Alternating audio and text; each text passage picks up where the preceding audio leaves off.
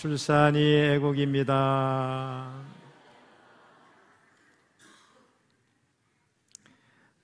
유모입니다.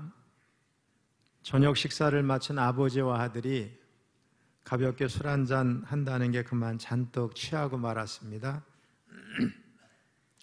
화제는 재산 상속 문제로 번졌습니다. 아버지가 혀가 다 꼬부라진 목소리로 아들에게 이렇게 말했습니다. 네 이놈, 얼굴이 하나로 보였다 둘로 보였다 하는 놈에게 이 집을 물려줄 수는 없다. 그랬더니 얼굴이 벌겋게 게으른 아들도 냉큼 맞받아서 이렇게 말을 합니다. 아버지, 저 역시 이렇게 빙빙 도는 집은 줘도 안 받습니다. 자, 말씀의 제목을 따라해 보겠습니다. 예수 부활은 인간 부활의 보증이다. 네, 말씀에 은혜 받으시기를 축복합니다. 오늘 본문 그 앞에 있는 말씀을 보면은 우리 사도 바울이 죽은 자의 부활의 확실성에 대해서 분명하게 말씀을 했습니다.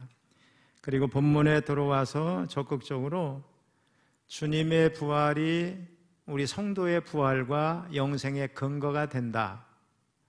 또 죽은 자 가운데 주님께서 첫 열매가 되셨기에 우리도 부활한다. 그리고 또 부활을 믿지 않는 자처럼 세상에 빠져서 안 믿는 사람처럼 방종한 삶을 살지 말라, 이렇게 권면을 하고 있습니다. 자, 먼저 바울은 그리스도가 부활했다고 하는 것은 부활을 확증하는 것이고 성도들이 뒤이어 부활할 것을 보증하는 것이 된다, 이렇게 말씀을 하고 있습니다. 우리 20절 같이 읽습니다. 시작. 그러나 이제 그리스도께서 죽은 자 가운데서 다시 살아나사 잠자는 자들의 첫 열매가 되셨도다. 아멘. 여기 보면 그러나 이제 그랬습니다. 그러니까 사도 바울이 이 표현을 쓸 때는 아주 단정적으로 확신을 가지고서 어떤 것을 강조할 때 쓰는 표현입니다. 그는 부활에 관한 결정적인 단서를 제시함으로써 부활에 대해서 회의하는 사람, 못 믿는 사람들을 공격하면서 동시에 자신의 주장의 결정적인 근거를 세우고 있습니다. 그것은 바로 그리스도께서 죽은 자 가운데서 다시 살아나셨다는 겁니다. 자, 우리가 예수님의 인격에 대해서 말할 때 한번 따라해 보세요. 참 하나님, 참 인간. 자, 주님은 이렇게 참 하나님이시자 동시에 참 인간이에요. 이 땅에 계시는 동안은 오늘 우리와 똑같은 몸을 입으셨습니다. 근데 그 주님이 어떻게 했어요? 부활하셨다는 겁니다. 이것이 성도들의 부활의 확실성, 근거가 된다는 겁니다. 옥스퍼드 대학의 위대한 역사 교수였던 토마스 아놀드는 예수님의 부활에 대해서 이런 말을 했습니다. 나는 여러 해 동안 과거의 역사를 연구하고 조사하며 이에 대해 기록한 문헌과 유물을 고증하여 사실 여부를 조사했습니다. 그런데 하나님께서 우리에게 주는 표징, 곧 그리스도가 죽으셨다가 살아나셨다는 사실보다 더 분명하고 완전한 사실을 인류사에서 보지 못했습니다. 다른 사람이 얘기한 게 아니라 역사 교수가 한 말이죠. 많은 학자들이 주님의 부활을 부인하려고 하다가 결론은 주님이 부활하셨다고 이렇게 받아들이게 됩니다. 무슨 말이냐? 부활의 확실성은요, 부활을 부인하는 것보다도 더 분명한 겁니다. 부활을 부인하는 것이 더 어려운 것입니다. 예수님이 죽었다가 부활했다는 역사적 사실보다 더 명확하고 확실한 것을 이 역사학자가 이제까지 본 적도 읽어본 적도 없다는 말씀입니다.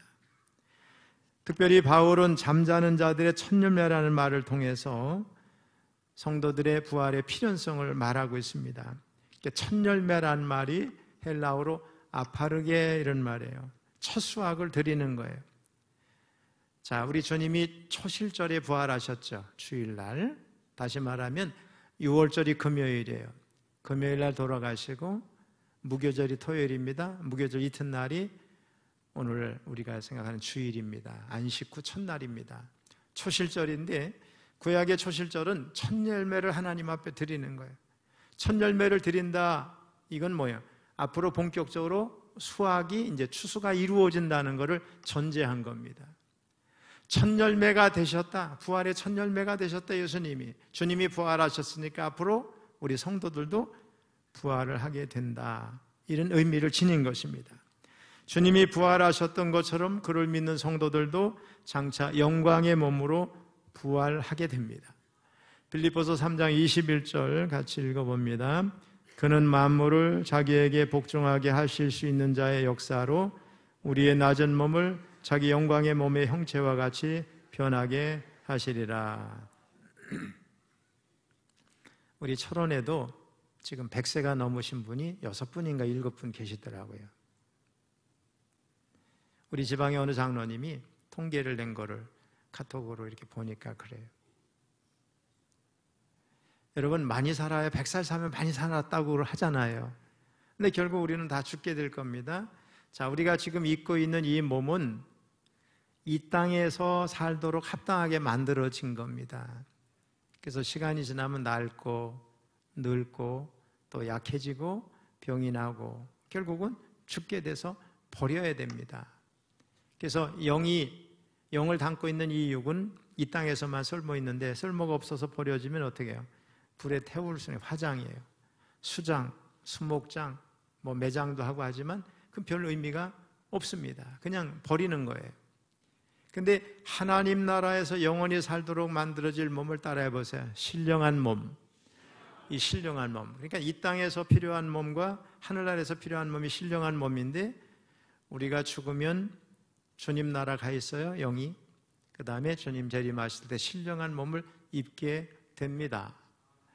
또 하나는 타종교에서 말하는 엉터리와 달라요. 그러면 부활에는 연속성이 있는가? 이 땅에서 육을 입고 있던 나와 부활한 나는 전혀 다른 존재가 아니어야 되겠죠. 전혀 다른 존재가 아니에요. 우리 기독교에서 말하는 부활은 연속성이 있어요. 나는 난 거예요. 다만 신령한 몸으로 변화받았을 뿐이에요. 할렐루야. 그래서 우리가 믿는 부활은 전혀 다른 추상적인 개념이 아니고 실제적으로 있게 될 그런 사실이라는 것을, 팩트라는 걸 여러분이 아시면 좋겠습니다. 다음으로 바울은 아담과 그리스도가 사망과 생명의 원인이라는 것을 말씀하고 있습니다. 아담이 죄를 지어서 아담으로 인해서 인류에게 죽음이 왔어요. 그러니까 아담이 죄를 짓지 않았으면 죽음 자체가 없는 겁니다. 자, 그런데 그리스도 안에서 우리는 부활하게 되고 이제는 영원히 살게 되는 거예요. 자, 21절, 22절 읽어봅니다. 시작. 사망이 한 사람으로 말미암았으니 죽은 자의 부활도 한 사람으로 말미암는도다. 아담 안에서 모든 사람이 죽은 것 같이 그리스도 안에서 모든 사람이 삶을 얻으리라. 이 말씀은 아담과 연합해서 사망이 왔는데 주와 연합해서 생명이 주어집니다. 다시 말하면 모든 인류는 아담으로 말미암아 같은 죄악을 범하는 처지에 놓이게 됐고 그 형벌로서 죽음의 운명을 물려받게 됐지만 예수님으로 말미암아 죽음의 운명은 부활의 소망으로 바뀌게 됐다는 겁니다. 자, 바울은 앞에서 그리스도 안에서 모든 사람이 삶을 얻으리라 그랬는데 부활에는 순서가 있다는 겁니다. 각각 차례대로 된다는 거예요. 자, 23절 읽어봅니다. 시작. 그러나 각각 자기 차례대로 되리니 먼저는 첫 열매인 그리스도요, 다음에는 그가 강림하실 때 그리스도에게 속한 자요. 여기 차례라고 하는 말이 헬라어로 타그마 그래요. 타그마. 이 말은 군사 행렬을 의미하는 거예요. 장교들이 앞장서고 그 뒤에 각 임무를 맡은 병사들이 순서에 따라 이렇게 정렬한 상태를 말하는 겁니다. 이미 죽은 자의 부활이 시간적인 순서와 정해진 규칙에 따른다는 거예요. 이 말씀을 하는 바울의 의도가 뭐냐? 부활은 이미 지나갔고 부활이 없다고 주장하는 사람의 주장을 논박하는 것입니다. 그리스도의 부활이 첫 번째예요. 그리고 예수님께서 재림하실 때 그에게 속한 자, 우리와 같은 사람이 부활한다는 거예요. 첫 열매이신 주님이 먼저 부활하셨고 우리 그리스도인들의 부활은 주님이 재림하실 때 이루어진다는 거예요. 근데 여기 보면 차례를 얘기하고 순서대로 된다고 그랬는데 각각 사실은 두 가지밖에 없는 거예요. 주님의 부활과 성도들의 부활. 물론 안 믿는 사람들도 다 부활해요. 근데 오늘 본문에서는 어쨌든 주님이 먼저 부활하시는 거예요. 그 다음에 우리 예수 믿는 사람들이 부활을 한다, 이렇게 말씀을 하고 있습니다. 단 두 차례를 말씀하고 있어요. 24절을 보면 주님의 재림과 더불어 성도들이 부활하면 그 다음엔 이 세상의 완전한 종말이 온다고 말씀합니다. 24절 읽어봅니다. 시작. 그 후에는 마지막이니 그가 모든 통치와 모든 권세와 능력을 멸하시고 나라를 아버지 하나님께 바칠 때라. 주님은 세상의 마지막 때에 모든 악의 세력을 정복하시고 그에게 매어 있던 모든 하나님의 백성을 구출한 다음에 온전한 하나님 나라를 이루어 하나님께 바치게 된다, 이런 뜻입니다. 사도 바울은 세상의 종말 이후에도 우리 주님께서 계속 통치할 것을 말씀하고 있습니다. 25절 같이 읽습니다. 그가 모든 원수를 그 발 아래에 둘 때까지 반드시 왕노릇 하시리니. 자, 이 말씀은 시편 110편 1절을 인용한 것인데 원수를 괴멸시키는 주체를 하나님에게서 예수님으로 옮긴 것만 달라요. 우리 시편 110편 1절 읽어봅니다. 여호와께서 내 주에게 말씀하시기를 내가 네 원수들로 네 발판이 되게 하기까지 너는 내 오른쪽에 앉아있으라 하셨도다. 이 말씀을 들으면 여러분, 우리가 어둠의 권세가 강해질 때마다, 강한 것처럼 보일 때마다 우리가 마음에 새겨야 돼요. 우리 하나님이 역사하시면 아무것도 아니라는 거예요. 우리 그리스도인들에겐 종종 악한 자들이 이기는 것처럼 보일 때가 있습니다. 그런데 그러한 현상은 일시적인 것입니다. 역사의 정점에서는 그 어느 누구도 아닌 주님만이 완전히 통치하실 겁니다. 세상 나라도 다 명멸해요. 생겼다가 사라지고 생겼다 사라지는데 어느 나라도 영원하지 않은데 우리 주님의 통치만은 영원합니다. 그의 나라만 영원합니다. 바울은 26절에서 결국 멸망하게 될 사망의 종국에 대해서 말씀하고 있어요. 26절 읽어봅니다. 시작. 맨 나중에 멸망받을 원수는 사망이니라. 여기 보면 사망이 마치 의인화돼서 사람이 죽는 것처럼 그렇게 표현되고 있는데 히브리 문화의 독특한 표현이라고 생각을 하면 되겠습니다. 사망은 인간이 범죄한 결과예요. 동시에 생명과는 반대되는 개념입니다. 모든 피조물의 부패와 죄의 권능이 형상화된 하나의 상징, 그게 죽음입니다. 사망입니다. 즉 사망은 모든 죄악과 그 세력을 총체적으로 나타내는 상징인 것입니다. 그런데 죄를 근거로 인간을 정죄하고 협박하고 속박하고 괴롭히던 사망은 주님의 재림과 성도들의 부활로 말미암아 그 말 자체가 사라져요. 우리가 천국에 가면 죽음이란 말 자체는 영원히 입에 떠올릴 필요도 없고 없어지는 거예요. 그런 개념 자체가 없어져요. 죽음은 없습니다. 영원히 없습니다. 여러분, 이 땅에서 어떤 사람이 죽었잖아요. 제가 장례식 때 그런 얘기를 종종 하게 되는데 어떤 사람이 죽었어요. 특별히 예수 믿는 사람이 죽었어요. 그 영혼은 이미 어디 가 있어요? 하나님 나라 가 있어요. 이미 6만 냉동 그 차디찬 곳에 누워 있는 거예요. 조금 있다가 화장을 하든 뭐 어쨌든 그렇게 하게 되는데 이미 예수 믿은 어떤 한 사람이 죽었다? 그럼 그 영혼은 하나님 나라가 있으니 그에게 죽음의 문제는 이미 떠난 문제예요. 상관도 없어요. 그래서 장례식 자체는 고인을 위한 게 사실 아니에요. 예수 믿는 사람은 천국에 가 있으니까 산 사람을 어떻게 그 고인과 잘 이별하게 만들어주는 하나의 통과 의례예요. 고인에게는 죽음의 문제가 없는 거예요. 예수 믿은 사람들 천국 갔으니까. 그건 산자의 문제가 되는 것입니다. 사망이 멸망을 당한다고 하는 것은 어떤 인격체처럼 생명을 잃게 된다 이런 뜻이 아니죠. 영향력이나 효능을 잃게 된다는 겁니다. 두려움과 절망으로 사람을 괴롭게 했던 사망의 영향력이 주님의 재림과 성도의 부활로 인해서 더 이상 공포와 절망을 줄 수 없는 것으로 소멸되고 사라지고 없어진다는 뜻이에요. 27절로 28절은 모든 만물이 주님에게 복종하게 될 것, 또 주님의 재림으로 죽은 자가 살아나고 심판이 이루어지고 마지막 남은 사망까지도 파멸되게 되면 마침내 주님의 자발적인 복종을 통해서 하나님만이 온 우주 만물의 통치자가 된다는 걸 말씀하고 있어요. 자, 27절, 28절 같이 읽습니다. 시작. 만물을 그의 발 아래에 두셨다 하셨으니 만물을 아래에 둔다 말씀하실 때 만물을 그의 아래에 두시니가 그 중에 들지 아니한 것이 분명하도다.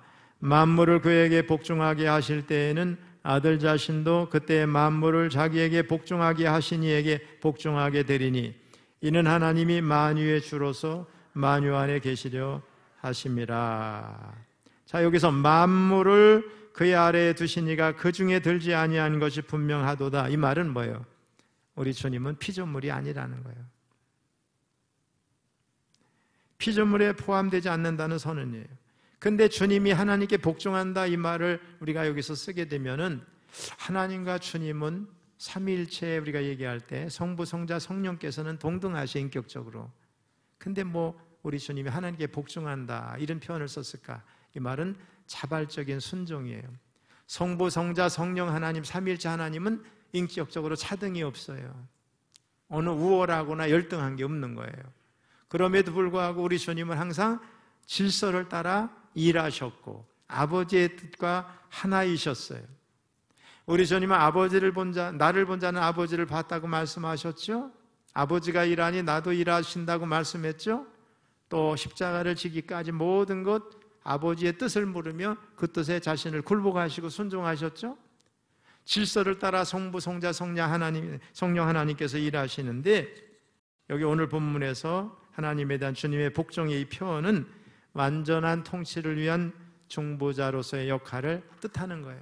오직 하나님만 통치하신다고 하는 이 원리를 우리에게 말씀하고 있는 겁니다.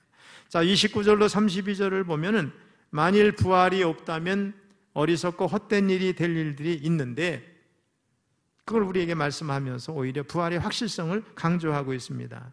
29절 보면 죽은 자를 위한 세례에 대해서 말씀하고 있는데 굉장히 난해한 구절이죠. 자, 29절을 읽어봅니다. 시작. 만일 죽은 자들이 도무지 살아나지 못하면 죽은 자들을 위하여 세례를 받는 자들이 무엇을 하겠느냐? 어찌하여 그들을 위하여 세례를 받느냐? 여기 세례란 말이 나오는데 죽은 자의 세례, 이건 해석이 다양해요. 그때 당시에 어떤 이는 무덤 위에서 세례를 받았다, 또 무덤 위에서 세례를 베풀고 받는 일이 있었다, 이렇게 해석하는 사람이 있는가 하면, 또 다른 이는 세례받지 못하고 죽으면 천국에 못 간다, 이런 생각들 때문에 세례받지 못하고 예수를 믿었지만 미처 세례를 받지 못하고 죽게 되면 죽은 자의 세례를 하는데 어떻게 되냐? 성도나 친척이나 뭐 가까운 사람이 죽었으면 침상 위에 그 죽은 시신을 올려놓고 그 밑에, 이게 우리가 한번 침대를 생각해 보세요. 다리 쪽으로 그 밑에 빈 공간에 산 사람이 들어가는 거예요. 그리고 세례를 집례하는 주례자가 세례 받기를 원하십니까? 뭐 이렇게 예문을 읽겠죠. 그럼 그렇습니다. 뭐 이렇게 절차를 한 다음에 산 사람을 세례를 주는데, 그렇게 하게 되면 바로 죽은 자가 세례 받는 것으로 이렇게 받아들이는 문화가 있었다는 거예요. 좀 주술적이죠. 근데 이런 문화가 있어요. 우리가 성경을 읽을 때 오해하면 안 돼요. 성경에 보면은 남녀 차등적인 표현도 있고 다양한 내용이 나오잖아요. 그걸 보면서 기독교는 남녀 차별을 정당화한다, 이렇게 얘기하면 어리석은 사람이에요. 성경에는요, 그게 하나님이 이렇게 말씀하여 이르시되와 당시의 문화가 그대로 성경에 기록된 게 있잖아요. 당시 문화를 그대로 기록한 거, 그거는 앞으로 점진적인 계시에 의해서 인간의 인권이 회복되고 다 자유평등이 드러나잖아요. 근데 그때 당시 문화를 반영하고 있는 거지 하나님의 뜻이 이것이다, 기독교는 이런 걸 말한다가 아닌 거예요. 자, 오늘 본문에 뭐 죽은 자의 세례를 말하고 있다고 해서 오늘날 교회가 그러면 죽은 자도 세례해야 된다, 이렇게 얘기하면 어리석은 사람이 되는 거예요. 이런 문화가 당시에 있었다는 거예요. 근데 이런 문화를 얘기하면서 사도 바울이 뭐라고 그러냐? 부활을 믿지 않는 사람이 죽은 자를 세례한다면 그거 엉터리 아니냐? 그렇게 한다면 부활을 믿어야 될 거 아니냐? 이런 얘기를 하고 싶은 겁니다. 이해가 되시나요? 실제로 초대교회 교부였던 크리소스톰은 기록에 남겼어요. 이런 유사한 세례들이 당시 베풀어졌다는 거예요. 세례를 받지 못한 사람이 죽었을 때 실제로 침상 위에 올려놓고 산자가 밑에 들어가서 세례를 받고 죽은 자가 세례를 받았다고 인정하는 그런 문화가 있었다는 겁니다. 당시 고린도 교회 성도들 가운데는 죽은 자를 대신해서 세례를 받는 문화가 있었다는 걸 우리에게 암시하고 있다는 겁니다. 자, 이런 세례가 교회의 공식적인 입장이었는지, 사도 바울은 이것에 대해서 어떤 입장을 취했는지, 이게 중요한 게 아니에요. 오늘 우리는 죽은 자가 세례를 받는 거 아무 의미가 없잖아요. 다만 그런 세례를 행하는 자들이 죽은 자의 부활을 믿지 않는다면 어리석은 일이라, 이런 뜻을 말씀하고 있는 것입니다. 여러분, 이 세상에는 살아있는 사람이 어떤 행위를 해서 죽은 사람에게 영향을 미친다고 생각하는 거짓이 많죠. 우리 불교에서 스님들이 목탁을 두드리잖아요. 목탁. 나무아미 타부 그러잖아요. 나무가 뭐예요? 나무. 보낸다, 돌아간다는 거예요. 아미타불은 뭐예요? 극락 세계를 말하는 거예요. 극락 정토에 불교에서 말하는 천국이에요. 그쪽으로 돌아간다는 거예요. 근데 이 말을 듣고 나면 여러분 조금 그렇죠. 힘 빠지게 맥 빠져서도 나무아미타불 그러고 속상해도 나무아미타불. 근데 그 뜻은 뭐예요? 나무가 돌아간다, 극락 정토의 세계로 돌아간다, 이런 뜻 아니겠어요? 저는 가끔 여기 동숭에 들어올 때, 요새는 못 봤어요. 계속 많이 봤는데 천도제 뭐 이런 거 하잖아요. 죽은 사람을 위해서. 그거 가짜인 거 아시죠? 스님들 하나도 안 믿는데 하는 거예요. 돈 받기 위해서. 그래서 그거 뭐 일주를 한다, 2주 한다, 뭐 가격도 다르겠죠. 근데 돈은 받아놓고 하기는 싫고 그래서 가든지 말든지 하라 막 이럴 것 같아요. 제가 볼 때. 그러고 가나봐라 그러면 그냥 연부를 하는 줄 알지 뭐. 여러분, 그 가짜에 속지 마세요. 또 하나, 거기만 있는 게 아니라 로마 캐톨릭에도 연옥에 대해서 믿었어요. 연옥을 믿었기 때문에 천국과 지옥의 중간 단계 연옥이 있어서 부모님이나 형제들 중에서 천국은 못 가고 연옥에 머물러 있는 사람이 있는데, 바로 돈을 주고 면죄부를 살면 어떻게 연옥에서 천국으로 팍 튀어 올라간다, 이렇게 가르치고 설계하면서 성 베드로 성당을 짓기 위해서 돈을 모금한 거 여러분 아시죠? 중세 캐톨릭이 얼마나 많이 타락했습니까? 이것도 가짜예요. 제가 언젠가 신문에서 봤어요. 한 30년쯤 되는지 어느 교황이 공식적으로 우리 캐톨릭에서 과거 잘못된 걸 반성한다면서 연옥서를 폐지한다고 얘기했던 기록을 제가 본 일이 있어요. 그래서 우리 캐톨릭에서도 가짜 연옥을 만들어 놓고 무지하게 많은 죄를 저질렀죠. 여러분, 만일에 죽은 사람을 위해서 이 땅에 누군가가 어떤 돈을 들인다든지 뭔가 노력을 해서 천국을 갈 수 있다 그러면 아마 기업인들을, 그 가족들은 한 사람도 지옥 가는 사람이 없을 것 같아. 여러분, 분명히 알아야 되겠어요. 이런 건 다 엉터리입니다. 천국을 가느냐 지옥을 가느냐 이런 문제는 이 땅에서 결정이 되는 것이지, 죽고 나서 누가 후손이 뭘 어떻게 한다고 되는 일이 절대 아닙니다. 이렇게 가르치는 종교도 다 가짜고, 만일 기독교에도 이런 요소가 있다 그러면 우리 과감히 거절해야 될 줄로 믿습니다. 여러분, 얼마나 엉터리가 많은 거예요. 성경에도 없는 연옥을 만들어 놓고 성도들을 속이고 돈을 갈취해가지고 성전을 진 게 우리 중세 교회 아니었습니까? 여러분, 우리는 성경대로 믿어야 돼요. 그리고 그런 데서 현혹되지 마세요. 아무리 죽은 자를 위해서 많은 기도를 하고 물질을 드리고 노력을 해도 절대 죽은 자에게 영향을 끼칠 수가 없습니다. 이 땅에서 예수 안 믿으면 구원의 문제는 지금 이 땅에서 하나님과 그 개인의 문제인 거예요. 아내가 신앙생활을 잘한다고 해서 남편이 천국 갈 리도 없습니다. 다음으로, 만일 부활이 없다면 바울과 그의 동역자들이 복음 증거를 위해서 당하는 이런 수고와 고난 다 어리석은 일이고 헛된 일이라고 말씀하고 있습니다. 우리 30절 읽어봅니다. 시작. 또 어찌하여 우리가 언제나 위험을 무릅쓰리요. 이 말씀은 바울과 그의 동역자들이 부활을 믿는 신앙 때문에 고난을 무릅쓰면서 계속 복음을 전한다는 겁니다. 사도 바울이 얼마나 대단한 사람이에요. 그의 부모가 돈 좀 있었던 것 같아요. 이스라엘에서 이미 튀르키에, 지금 소아시아, 길리기아 다소에 일찍이 이민을 가가지고 태어날 때부터 로마 시민권을 가졌던 사람이에요. 베냐민 지파였어요. 바리새인이었어요. 또 가말리엘 문화에서 공부할 정도로 뛰어난 석학이었어요. 사도 바울이 어떤 그의 삶을 바꿀 수 있는 결정적인 뭐가 사건이 없었다 그러면 예수를 믿을 사람이 아닙니다. 근데 부활한 주님을 만났어요. 그래서 얼마나 많은 어려움들을 겪었는지 몰라요. 그 고난에 대해서 잘 설명한 것이 고린도후서 11장 23절로 28절입니다. 우리 같이 한번 읽어보겠습니다. 시작. 그들이 그리스도의 일꾼이냐 정신없는 말을 하거니와 나는 더욱 그러하도다.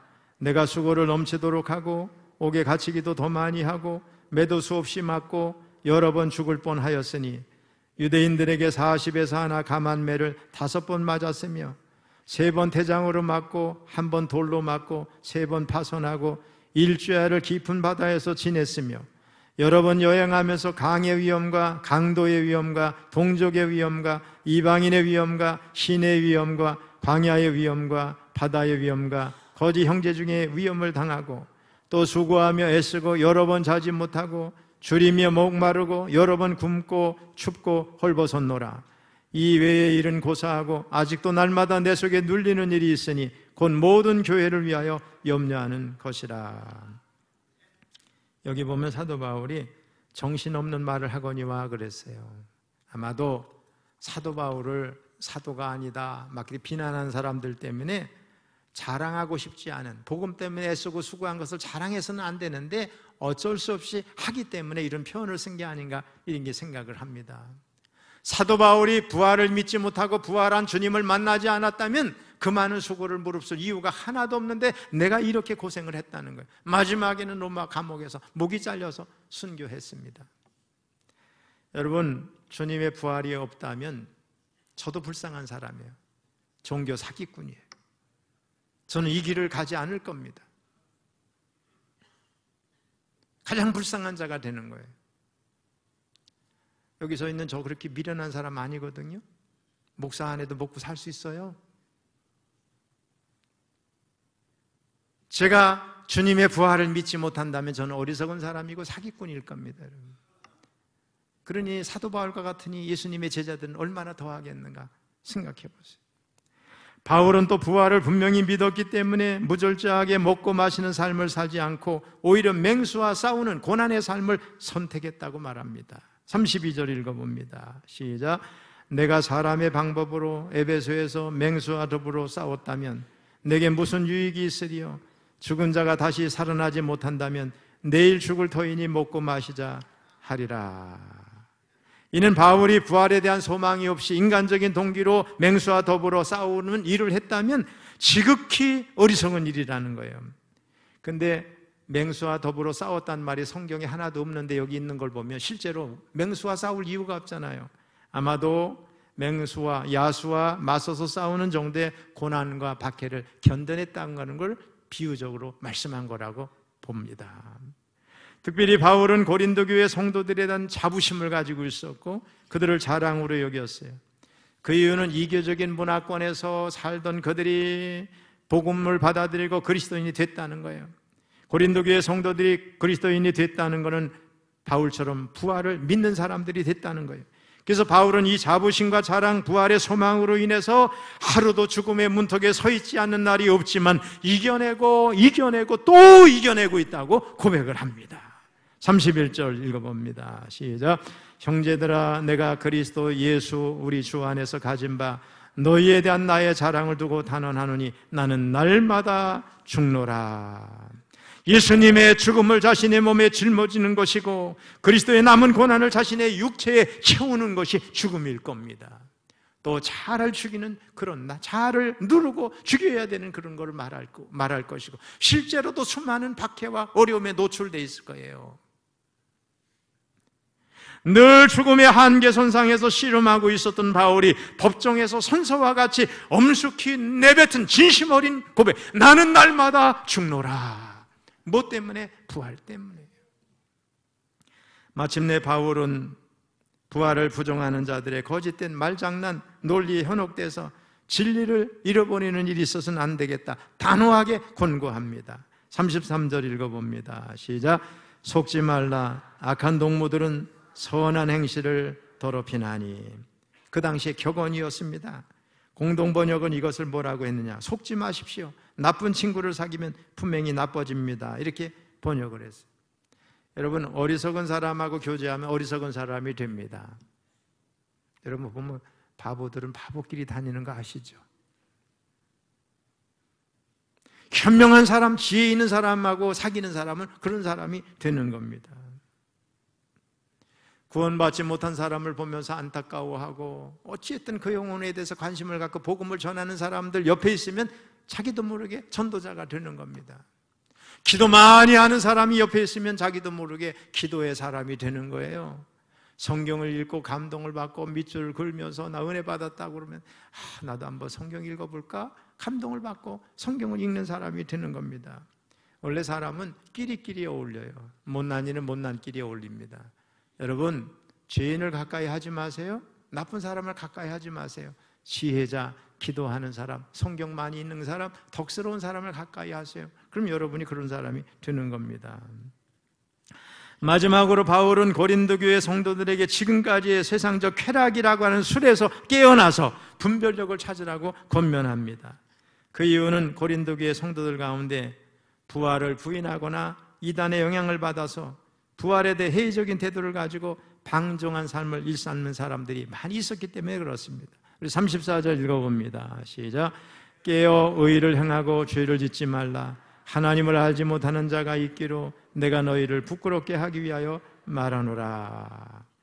여기서 바울은 부활을 모르는 자들이 하나님을 안다고 하는 것은 어불성설이에요. 그래서 하나님을 전혀 모르는 자라고 분명하게 말씀합니다. 여러분, 예수 믿지 않는 사람이 하나님을 알까요? 모릅니다. 하나님은 예수님을 알지 못하면 알 수 없어요. 우리를 사랑하셔서 우리 가운데 자신의 아들을 내어주신 그분의 사랑을 알고 이 땅에 오셔서 우리를 위해 십자가를 지시고 죽으셨다가 부활하신 그 주님을 통해서 바라보는 분이, 아는 분이 바로 우리가 믿는 하나님이신 겁니다. 온 우주 만물을 만든 궁극자로서의 하나님은 타종교에서도 쓸 수 있는 거예요. 인도네시아를 비롯해서 무슬림권에 가보세요. 하나님이란 용어가 똑같아요. 알라입니다. 인도네시아 가면 성경에 알라로 돼 있어. 우리가 믿는 하나님. 그러면 무슬림들이 믿는 알라, 우리가 믿는 하나님이 같은 분인가요? No. 우리가 믿는 하나님은 어떤 분이세요? 우리 가운데 오셔서 우리를 위해 십자가를 져주시고 우리의 죄 문제를 해결하시고 죽으셨다가 부활하셔서 부활의 첫 열매가 되셔서 길과 진리와 생명이 되시는 그분을 통해서 바라보는 하나님이신 줄로 믿습니다. 여러분. 다른 겁니다. 전혀 다른 겁니다. 여러분. 그런 의미에서 이스라엘 백성들은 주님께 돌아와야 돼요. 주님을 통하지 않는 하나님을 아는 건 의미가 없는 겁니다. 여러분. 사랑하는 성도 여러분, 부활은 복음의 핵심이자 하나님 은혜의 시작입니다. 부활이 없다면 복음의 의미와 가치도 사라지고 우리는 여전히 죄와 절망 가운데 있게 될 것입니다. 아담으로부터 시작된 죄로 인해 우리는 모두 죽어야 됐지만 예수님이 죽음을 이기시고 부활하심으로 우리가 영원히 사는 삶의 길이 열린 줄로 믿습니다. 누구든지 부활의 첫 열매이신 예수 그리스도의 부활을 믿으면 영생을 얻게 됩니다. 그리고 부활하신 주님을 믿을 때 그리스도께서 죽음을 이기고 살아나셨듯이 살 길이 열리고 생명의 역사가 일어납니다. 세상의 주인은 하나님이신데 사탄은 물질이 세상의 주인이라고 부추겨서 물질 만능주의 세상이 되어가고 있습니다. 하지만 부활은 온 우주의 주인이 하나님이심을 선포합니다. 그래서 부활신앙이 회복되면 영적인 질서가 회복되고 인생 전체가 살아납니다. 아울러 부활의 주님을 믿는 사람은 주님의 주권을 인정하고 그분을 의지하며 신앙의 경주를 하게 되는 것입니다. 여러분. 그런데 누구나 승리하는 삶을 원하고 여러 가지 방법으로 노력하지만 아무리 애쓰고 힘써도 결코 이길 수 없는 것이 뭐냐? 바로 죽음입니다. 그래서 죽음을 두려워하는데 그 죽음을 이기시고 부활하신 분이 예수님입니다. 죽음을 이기고 부활하신 주님은 모든 믿는 사람들의 승리와 회복의 삶을 누리도록 역사하시는 줄로 믿습니다. 사탄의 괴계를 깨뜨리고 죄와 환경과 자신을 이기는 힘은 부활의 믿음에서 나오는 것입니다. 여러분. 부활에 대한 믿음은 성도의 삶을 깨어있게 하고 내일 죽을 것처럼 오늘 즐기는 삶에 물들지 않고 죄를 멀리하게 하는 줄로 믿습니다. 부활의 진리는 마치 이 세상이 전부인 것처럼 살아가는 이들에게 삶의 바른 이정표를 제시하고 불의하고 느슨해진 삶과 현실에 질식되어 버린 신앙을 일깨워 줍니다. 부활을 믿는다면 이 세상의 불의한 요구에 내 생명을 결코 넘겨줄 수 없습니다. 저는 우리 기독교 신앙의 가장 근간이 부활이라고 생각합니다. 춘천에 가면은 좀 안 된 일이지만 우리 감리교회, 우리 연에 큰 교회를 지었는데 부도가 나서 그 건물을 인수한 약간은 색깔을 달리하는 기독교지만은 그런 교회가 있어요. 그 교회는 특징이 뭐냐? 부활만을 얘기해요. 여러분, 우리가 신앙생활하면서 어느 한 곳에 집착해서 그것만 얘기하면 안 되죠. 신앙이라는 건 균형을 가져야 되겠죠. 거기서 부활을 가장 중요시하는 걸 나쁘다고 말할 수는 없어요. 근데 그렇게 그 교회는 주로 부활만을 얘기하거든요. 우리 신앙은 전체적으로 이렇게 균형을 잘 갖춰야 되겠지만 그 핵심은 정확히 짚었어요. 부활이 가장 중요합니다. 부활이 가장 중요합니다. 부활을 믿을 때 우리의 신앙은 바르게 되어 있어요. 그 다음에 소망이 있게 됩니다. 저 소망을 향해서 살아가게 되는 겁니다. 부활을 믿는 사람은 낙심하지 않게 되는 것입니다.